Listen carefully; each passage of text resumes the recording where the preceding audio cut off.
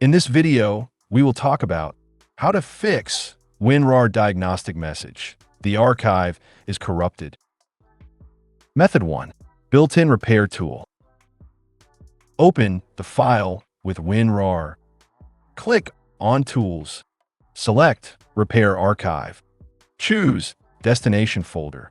Leave the archive type to treat the corrupt archive as zip. Then click on OK. Here, you can see WinRaR created a new file with rebuild.geek file. Simply extract the file and check if it works. Method 2. Keep broken files.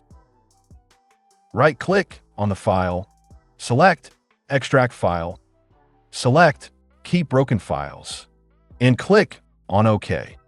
This allows partially damaged archives to extract usable files. Hopefully, this will fix your issue. See you in the next video.